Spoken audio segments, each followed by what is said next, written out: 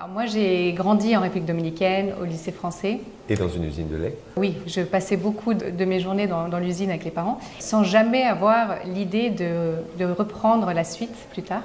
Donc suite à mon bac, je suis rentrée en France, j'ai rencontré Yves, on a fait nos études, on a travaillé 10 ans et la question ne s'est jamais posée jusqu'au jour où mes parents ont dit qu'ils envisageaient leur retraite et que l'usine à ce moment-là n'était pas tellement en état d'être vendue. Parce qu'ils avaient déjà vendu une partie de l'entreprise à Mercassil.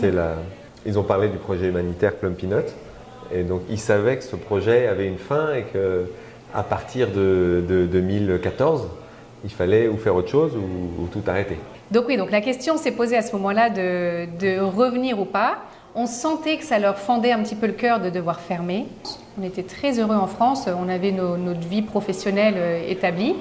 Mais en même temps, il y avait quelque chose au fond de nous qui nous disait si on ne se lance pas, on risque de regretter.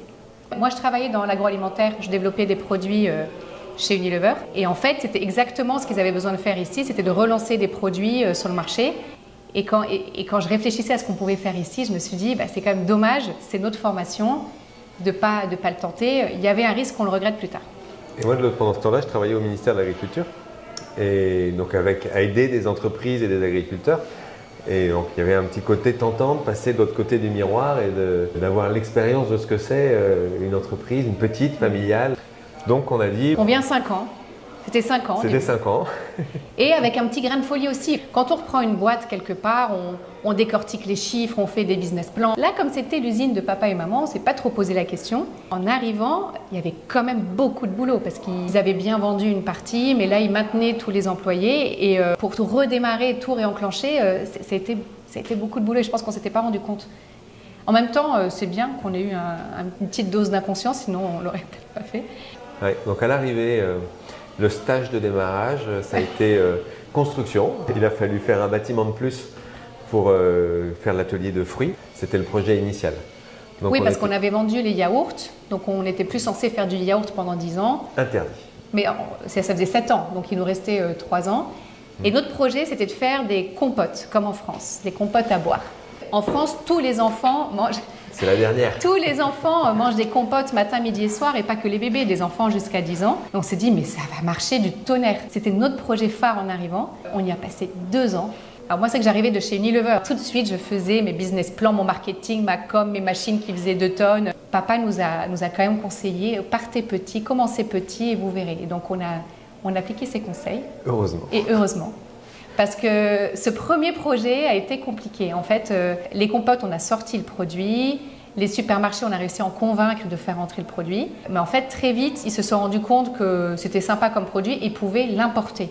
Il y a des pommes, des poires vraiment pas chères en Chili, en Argentine. Parce qu'en fait, jusque-là, dans le pays, il n'y avait que des produits dans la catégorie compote qui n'étaient pas bons, qui étaient de l'arôme, de l'eau. Donc nous, on avait le premier produit bon, en fait, nutritionnellement. Et donc, ils ont fait venir d'autres produits bons en voyant que ça marchait et qu'il y avait un public. Sauf qu'on n'était pas du tout compétitif en termes de prix par rapport à ces produits importés. Et là, on s'est pris notre première claque, un peu. Ouais, c'était la première, voilà. Après avoir passé 2 ans à développer le produit, on s'est rendu compte qu'en fait, avec la mondialisation, tout arrivait vraiment pas cher. Si c'est un produit qui a une durée de vie assez longue, qui n'a pas besoin d'être réfrigéré, ils le font venir de n'importe où dans le monde. Donc, première leçon, c'était ok, on se recentre sur des produits ultra frais qu'on ne peut qu'acheter en local. Et on fait mieux que les autres localement parce qu'on voulait vraiment se concentrer sur du local. Ça, c'était le premier projet.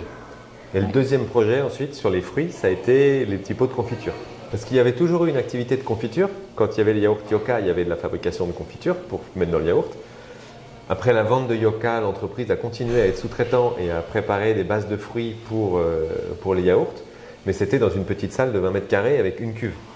Donc on s'est dit, on peut faire un plus et plus grand et surtout faire un produit haut de gamme qui ne soit pas juste un petit mélange pour le yaourt, mais une vraie bonne confiture extra.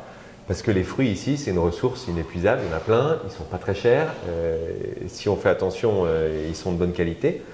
Et donc, on s'est lancé là-dedans un peu en parallèle des compotes. Encore une fois, les confitures, c'est une durée de vie longue, donc on pourrait nous dire, mais vous refaites la même chose. Mais en fait, personne ne fait ces saveurs-là. On s'est concentré sur des saveurs locales, fruits de la passion. La goyave. Mais du coup, on s'est dit, ok, on fait quelque chose qui peut être fait ailleurs, ok, mais on va le faire de super qualité, avec des super fruits, des saveurs qui se conservent bien. Parce qu'en fait, souvent, ici, il y avait déjà des confitures de goyave et de chinola, mais quand on les achetait, elles n'avaient pas un goût très bon. Donc on s'est dit, on se concentre sur vraiment des saveurs fraîches. C'est lié au process.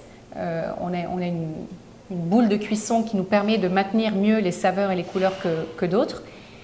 Et donc ça une machine française. Une machine française, bien sûr. Et l'autre chose qui nous a surtout ouvert la voie sur les confitures, c'est qu'à ce moment-là, les hôtels, tout compris de Punta Cana, ont décidé d'élever un peu leur standing. Les buffets dans les hôtels tout compris ont été un petit peu critiqués il y a quelques années parce que c'était la nourriture pas terrible. C'était l'époque où ils cherchaient à monter le standing de leur buffet et à faire de quelque chose de plus écolo, donc sans plastique, et là on avait les petits pots de verre, et local. Donc en fait ce qui a le plus marché dès le début sur les confitures, c'était les petits pots de confiture à l'unité, 35 grammes, qu'on peut mettre sur les buffets des hôtels. On est les seuls à le faire avec des fruits complètement locaux.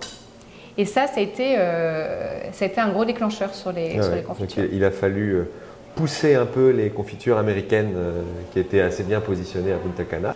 Et puis petit à petit, on a pris de l'ampleur. Ça, c'est un produit qui, au contraire des compotes, ça s'est bien développé. Ce format-là, en tout cas, c'est celui qui a le mieux marché. Parce qu'en fait, les Dominicains ne consomment pas eux-mêmes beaucoup de confitures. Et c'est là, en fait, où c'est curieux. On se dit, on a beau faire des business plans, des super projections de vente et tout. Parfois, il y a des choses qui marchent, d'autres qui ne marchent pas. Il n'y a pas toujours d'explication, en fait.